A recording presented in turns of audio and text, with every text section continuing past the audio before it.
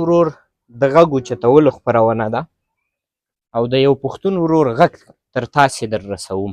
هغوی یخته مې نیولی داسې علاج علما نه دی کړی، هم د پیسو د وجې پاتې دی چې زه پرې د ده پوره علاج وکړم او دا پرې زه ځای ته ورسوم. نو کابل او جلال آباد او کونړ دا دقه کې مې ګرځولی دی، نور هېڅ دا خو تا دنیا شي اسناد جمع کړي دي، دومره وخت کې علاج نه دی شوی او دا اسناد چې دې ورته جمع کړي دا ټول همدلته دي. درنو لیدونکو سلامونه، خدای دې وکړي ټول به راترک روغ یاست او د صحت او عافیت جامې به پر تن لرئ. خو څه هم لوی اختر ته تقریبا 4 ورځې پاتې دي، یعنې د ګوتو په شمار ورځې. موږ او تاسې د لوی اختر لپاره تیاری نیسو او دغه خوښۍ ته ځان را جوړوو. خو زموږ او ستاسې داسې هیوادوال هم شته چې د دغې خوښۍ لپاره خو لا څه کوي چې د ژوند امیدونه یې قطع شوي دي. د کونړ ولایت شیګل ولسوالۍ د شینکوړک سیمې ته راغلی یم. دلته سره نن په دې خپرونه کې ډېر مهم څه شریکوم. تاسې راته سره تر پایه مل پاتې شئ او دغه خپرونه را سره تر پایه وګورئ. نن د یو پښتون ورور د غږ اوچتولو خپرونه ده او د یو پښتون ورور غږ تر تاسې در رسوم، تر څو دغه مهمه خبره تاسې سره هم شریکه شي او ټول یې په ګډه باندې ملاتړ وکړو. سلام علیکم. مشره ستړی مه شي. ښی صحت ښه دی؟ خیرت دی؟ قلاري ده؟ نوم دې څه دی؟ نوم مې ناصر خان دی. ناصر خان. ناصر خان کاکا دا دې زوی دی؟ څنګه یې؟ ښی څه نوم یې دی؟ نوم یې لیس دی. لیس. او دا بل دې زوی دی؟ د دې څه نوم دی؟ د دې نوم محمد دی. محمد. محمد خانه څنګه یې؟ ښی صحت دې ښه دی اوس؟ ګزاره کوي؟ درنو لیدونکو، ناصر خان کاکا چې په شینکوړک کلي کې اوسېږي، له یوې خوا د غربت څپو وهلی دی، د داسې غربت سره مخامخ دی چې د رزق پیدا کول ورته هم ستونزمنه خبره ښکاري. له بلې خوا یې 2 کمکي ګلالي بچي په نامرده او بې خونده ناروغۍ سرطان اخته دي. له موږ یې غوښتنه وکړه چې تاسې را سره خپرونه وکړئ تر څو زموږ هیوادوالو او پښتنو ته ورسیږي او دغه ناروغي چې زما اولادونه پې اخته دي زه یې دومره توان نه لرم چې علاج یې وکړم. البته ډېرې منډې ترلې مې ورته وهلې دي خو نور دومره توان نه لرم. نور به یې د ناصر خان کاکا له خولې تاسې واورئ. ناصر خان کاکا دغه کیسه راته له پیل څخه تر پایه وکړي، څه مو کړي دي دغې لپاره، کومو ځایونو ته تللي یاست، کوم معاینات مو کړي دي او په ټوله کې مو څومره هڅې کړي. بسم الله الرحمن الرحیم. معاینات ښه دا داسې دی چې وروره دا د 4 ورځو نه چې پیدا شوی دی د دې دا تکلیف پیدا کړی او دا د 1 کلنۍ ته ورسېدو چې دا زه د دغه تداوۍ یخته مې نیولی داسې علاج علما نه دی کړی، هم د پیسو د وجې پاتې دی چې زه پرې د ده پوره علاج وکړم او دا پرې زه ځای ته ورسوم.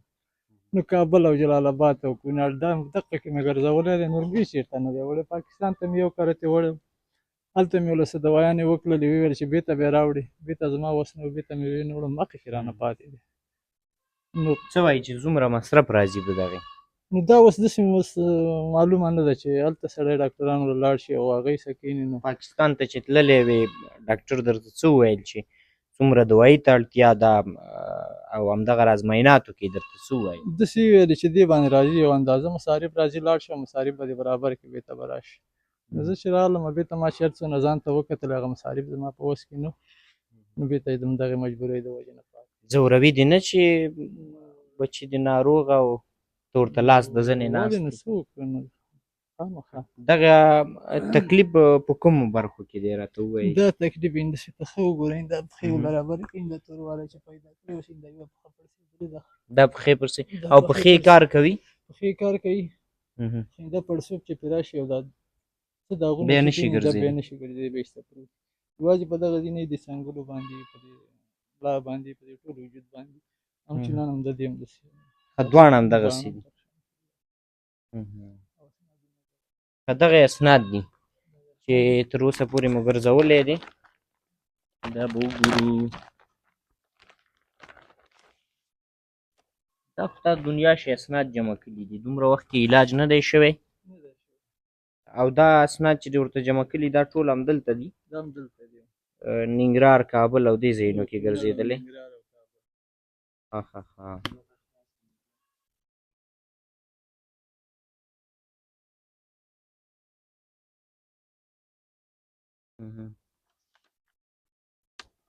تاسې ګورئ دوستانو، دغه ورور بیا هم په ډېرو ځایونو ګرځېدلی دی او ډېر زیات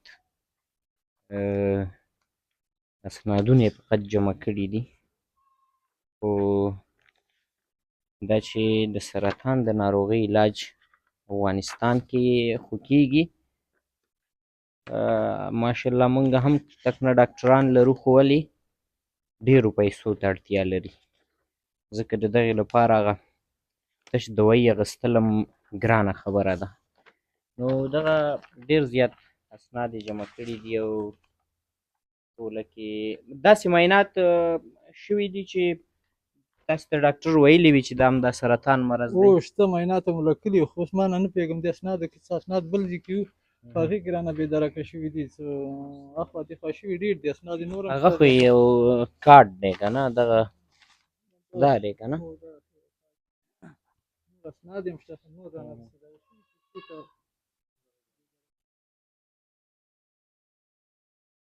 دې باندې دا همدلته کوي چې هغه سرې ته یې ورولي کابل ته. ښه دغه د واکسینو کارډ دی. نو دا چې څه ته اړتیا شته، تاسې کومې مرسته او کومه برخه کې اړتیا لرئ لیدونکي او تاسې خپله پوهېږئ. زه داسې خوراکي توکي نه غواړم د ورونو عزیزانو نه چې زما له خوراکي توکي راکړي، یا دې ما ته د غوړو او د وړو کومک وکړي. زما د دې بچو علاج وشي دا زما هر څه دي.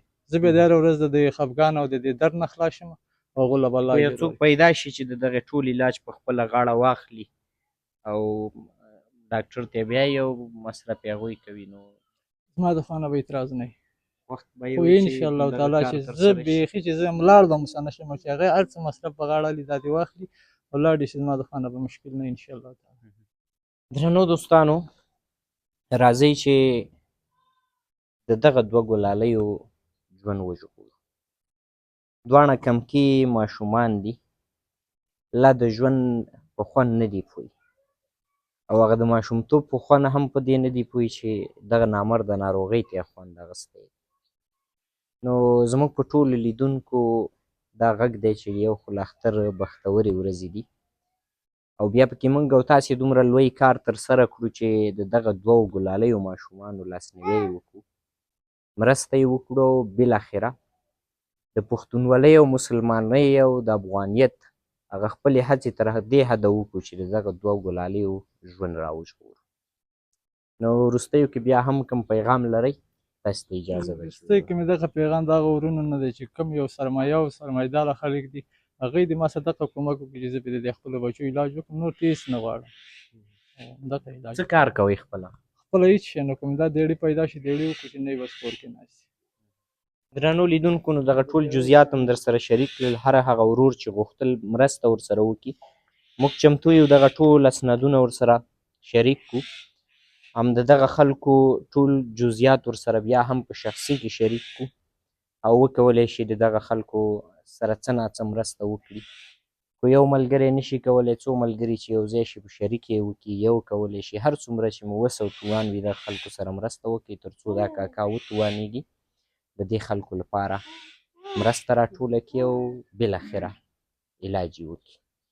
دغه خپرونه په همدې ځای راټولوم، د چې ډېره اوږده نه شي، تر څو په موضوع تاسې ډېر زر پوه شئ او ډېر لنډ یې وګورئ او د دغه خلکو لاسنیوی وکړو. خدای پامان.